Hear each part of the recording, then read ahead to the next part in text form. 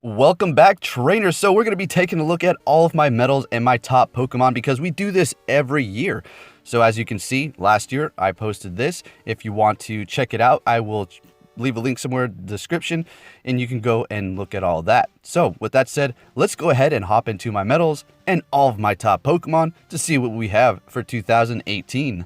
Alright, so if you haven't seen, this is the new loading screen really quick here for you. Very nice.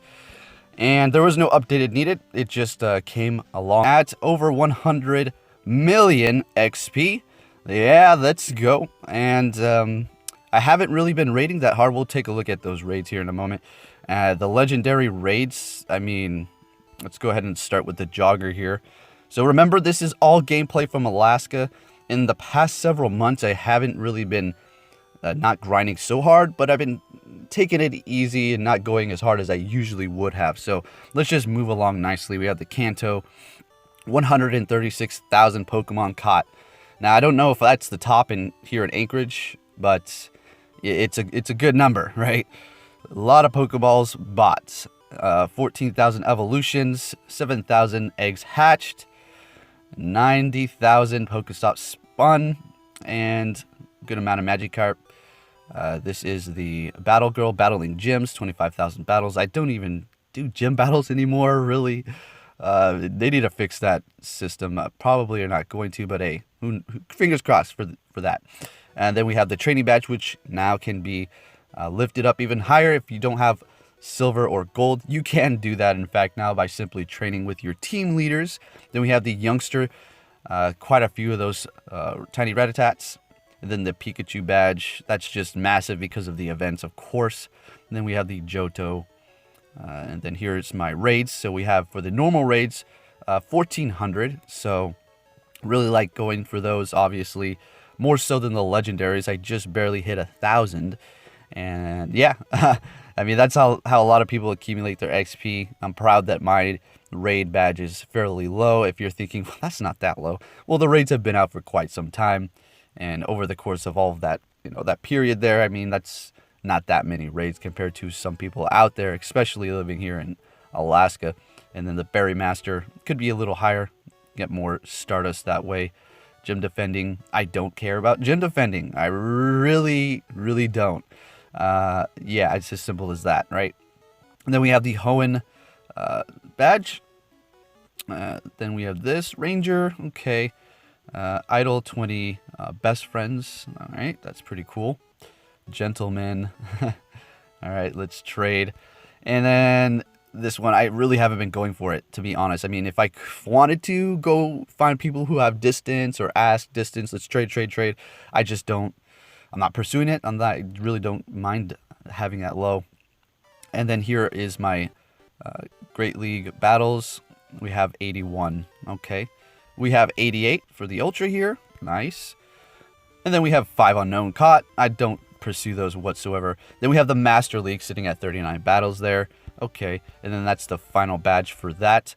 Now let's go ahead and move on to the typing catches. So we have almost 30,000 for normal. That's pretty good. And then 4,137 for fighting types. 26,000 for flying. Yeah. 31,000 for poison. We get a lot of poison because of the cloudy weather. So let's see which one was the highest. I do believe my water was the highest last time. So we'll see what we have now for this year. Quite a few bug types too. Okay. A good amount of ghosts for sure. We have a lot of those Ghastlies here. That's definitely for sure. And then the 3,800 steel types. Nice snowy weather. Plus those Meltans. Speaking of Meltan, I need to open up my box and collect some more of those candies. 4,788 fire types. There's the water. Yeah, it's still going strong at number 1 with that water biome here. I think this is my highest one. We'll continue on and see. So 41,000 is the top so far. I would think that this grass one would be the highest one with the grass biome here, but it's not. So we'll see. And then electric, only 5,300. All right, psychic 15,000. All right, and also I would think this one would be higher as well, but I guess not. But that's still a good amount of ice Pokemon caught compared to other places. Then my very low dragon badge, very low, 681. And then we have 4,241 for that dark type badge. Good amount of fairies. All right, over 6,000. Yeah, it looks all right. So it looks like the water takes the cake. Let's go see here. So we have 41. Okay. And what's the second? I think it's going to be poison with 31 there. Yeah, poison and then normal types. All right, so there you have it. There are my badges. Now, as far as gold, I'm not going to really show off all that. It's not like, oh, I don't have that many gold, I don't want to show you. I just don't really want to show you all my local gyms. So let's go ahead and take a look at all of my Pokemon to see what we have going on here. Okay, and I saw somebody ask me the question, did you make a video unlocking the Mewtwo secondary move and the Kyogre? No, I didn't, and I'm not really planning on making videos where I unlock moves because I kind of want to keep them a secret until later on. Because all these people watching, a lot of them are going to probably be battling me and they're going to know exactly what I have. So kind of have to have somewhat of an element of surprise to some degree around here. So we have Psycho Cut and Shadow Ball. Thunderbolt, they're asking why Thunderbolt. Well, I didn't want to TM it because it has such a vast move pool. I thought Thunderbolt was a decent coverage typing for me, considering that we have those Kyogres and I don't know, whatever else I needed to go up against, but I just haven't come around to TMing it. And I also, I'm not going to be staying on each Pokemon this long. I just want to talk about the Mewtwo. I have no charge TMs. I need to go out raid. I wasted so much time yesterday preparing my team just to get shafted by the whole lineup and setup for the tournament. Like, no challengers. Like, I had to go up against the shadow person. It was so ridiculous. Anyways, let's just continue on here. So we're just going to move side by side and not stick on one Pokemon for too long. And I did buy the secondary move for this. So that's 200,000 Stardust right there for Mewtwo and Kyogre. Because each legendary move that you buy is going to be 100,000 Stardust. Is it worth it? Not really, folks. No. Legendaries are not even that great in PvP. I mean, the only OP one I would say is going to probably be Mewtwo. And then a Rayquaza, of course, is pretty darn good. Because it does have Ancient Power. And then that 3-charge flying type move. So it's going to benefit from continuously attacking and getting off charge moves. As opposed to other legendaries that just simply have one big charge bar. And they're just going to get destroyed by the time they're able to do those. And then if they are able to get those charge moves off, well, I'm just going to simply shield them. Simple as that. All right, so let's go ahead and move on. And like I said, the Mewtwo is pretty good, though, because it does have multiple charge bar moves, not just one big massive one. All right, so we're not going to do all of my Pokemon, of course, and that would just take forever. So we do have 2 100 Dragonites here, Puff and Winzo. Let's go ahead and look at this. Simply amazing HP, attack, defense. Wow. So both of those are 100s. Very nice. Max those out for Latios and the Latios duo in trios. That was pretty fun. Then we have Soundwave, my maxed out Metagross. Very nice. Happy about that. Lucky as well. And then another Dragonite. Another Metagross. This is my first one that I actually powered up. That's why it has a Bullet Punch and Flash Cannon. So you had its usability, I had fun with it before the community day, and, it's fine. Maxed that one out for sure, though. Hopefully one day we'll be able to somehow accumulate the community day moves some sort of special way, and if you were able to, then I'll definitely put it on this shredder here. And then we have the Tyrannitars that I maxed out to do all the Ho-Oh duos, and of course the Rhyperior. Oh yeah, maxed out. I had to do this one because my Rhydon, I completely powered it up, ready to go for when I got my Sinnoh Stone. And well, here we are. And I absolutely love this Pokemon too. If you use it in the certain situation, definitely going to be very weak to water and grass, but otherwise it can really hurt some Pokemon there. And then we have Antimantium, my Metagross Shiny, which I have purchased a secondary move, and it has a decent one at that. It was Flash Cannon, so I had to TM it. And Earthquake wouldn't be a horrible option on your Metagrosses, that's for sure, for coverage. Psychic is decent too, if you can finally get it charged up before you're defeated. Although Metagross can stay in the fight for quite some time. Then we have another Dragonite. And then Zilla 2.0, that one came from Scarlet. We both traded shinies to see if we can get better ones with attack. Mine actually turned out to be good. I think hers wasn't that great. Then we have the Theris, which is my Lugia that has been maxed out for quite some time.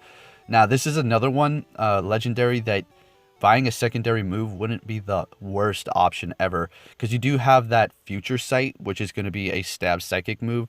Then it also has Sky Attack, 2 charge move, so you can get off their shields and just continuously get damage out there instead of just sitting there vulnerable, dragon tailing over and over again. So if you are in a position to charge up that Future Sight all the way without, being destroyed in the process, well, it's not going to be a horrible option. So it does have that massive tank to it as well. There's some more Tyrannitars. We're just going to go past these. And then my Zapdos, Hammerkop.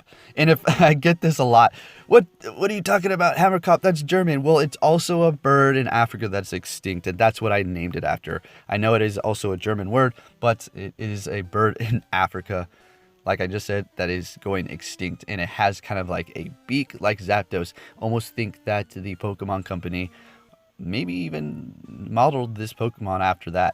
Anyway, let's continue off. Then we have Moltres here. Of course, my first one maxed out. This was like my second one caught. This is from 2017. And yeah, I had to power it up right away because, Valor. And I'm happy with that. Sky Attack, although, or not Sky Attack, Overheat. I wish it was the Sky Attack, but I did max one out. So we'll look at that here in a second. Then we have the Raikou. Always great to have one of these on your team. One of the best electric offensive Pokemon. Well, it is the best. And then you have Electivire probably right after, and a couple other good ones. And now here is the maxed out Moltres with Fire Spin and Sky Attack, the Moltres Day special move one. I may purchase another move one day, which wouldn't be a horrible option, having Overheat as a secondary charge move, but I just don't see myself using legendaries in PvP, so I'm just going to probably save myself the Stardust. And then we have the Gyarados that has been maxed out for quite some time with Waterfall and Hydro Pump. That's put in some work here and there. And, it's always nice to have 1 or 2 maxed out Gyarados. Maybe you have 3 or 4, 5 or 6. Anyways, let's move on. We have Entei. Haven't completely maxed it out, but it does have great usability as one of the best fire offensive Pokemon, coming in second after Moltres. So not a bad option. Not only that, but it is a pure fire type, so it's not going to be 4 times weak to rock like Moltres is going to be. So that is a great option. Then we have my shiny Togekiss completely maxed out. Hidden Power Rock, Dazzling Gleam, and Aerial Ace for now. And how do I like it? It works. It works great. If you know how to play, if you know how to counter and pick Pokemon at a certain time, well, it's going to do some work for you. And then we have the Melmetal. Now, people were saying, what? Did you spell iron wrong? No, it was an ongoing joke, inside joke. So, yeah, I just made it capitalized so you understand better, because that was pretty funny there. So anyways, it has Thunder Shock in Flash Cannon. This is a Pokemon to consider a secondary move for if you have the candies and want to do that investment, because Rock Slide and Thunder Shock is going to be absolutely fantastic. I went up against it and it just completely wrecks. But at the end of the day, it is legendary, mythical. I say legendary because, it's just so OP like that. I mean, you could use it. Like I said, I just don't want to use legendaries or mythicals, I suppose. And then we have my maxed out Snorlax here. All right. And wait, is that the 100? I do believe this is 100. Simply amazing. HP, attack, defense. Yeah, there we go. Cushion. All right. Then we have Mew, Xenomorph. All right. And I maxed that one out when they switched up the CP. So buying a secondary move for this is just going to be obviously dumping rare candies. Not a horrible option if you're going to be using it for PvP, I suppose, because it has such a vast move pool. It's amazing. Then we have another Metagross here. Celebi, okay, very good. Maxed that one out. This was my first maxed out Snorlax. Well, it needs a couple more power-ups. It's almost there. And then we have the Espeon Shiny Form. And buying a secondary move for this is actually going to be something I'm going to do in the future, because Last Resort is going to be great for if you're going up against possibly Dark type Pokemon, unless it's a Tyranitar, because it's going to be part Rock. Normal type is not very effective to Rock, but in any other situation, it should be helping you out quite nicely. And then we have the Giratina. Let's go. This is a beast in PvP. It can just tank hits all day, especially if you have Shadow Claw and Shadow Sneak. You're just going to be continuously wearing that Pokemon out that you're going up against. But you better look out for your weaknesses because you will take a lot of damage, obviously. And then we have another Metagross here. All right. This one is ready to go for the Rhyperior. Got a couple of those. I was so ready for Rhyperiors, as you can tell. Maxed out quite a few of those Rhydons. And then we have my Gardevoir. Yep, this has always been a great asset to the team. Confusion, Dazzling Gleam, and Shadow Ball. Now, if you're going to use this in PvP, Confusion works. You'll get those charge moves up, but it's going to have very low energy gain for that Confusion. Charge Beam is going to be charging those charge moves up a lot faster, which is going to help you get those charge moves off, obviously. But Confusion, you are getting Stab, and it is doing a lot of damage. It's almost like a standalone quick move. All right, so there we go. And then we have the another Espeon. This is my first one that I powered up. And then my Machamps. So from here on out, we're just going to scroll through here to see what we have. Thank you for watching. I'm going to wish everybody a happy 2019 coming up. Hope everybody had a great 2018. And once again, I'm sorry I couldn't bring you that tournament video. I'm very, very disappointed about that. It was uploading. It had 69% complete. And then I went through my phone and was cleaning things out, being weirdo like that, and deleted the video. It was such a good gameplay. Even made the thumbnail. Sorry, guys.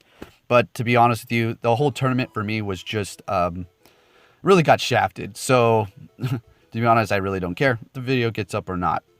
Anyway, I'm just going to go ahead and scroll through the rest of these Pokemon so you guys can enjoy that. With that said, thank you for watching, and I will be catching you all next time. Take care.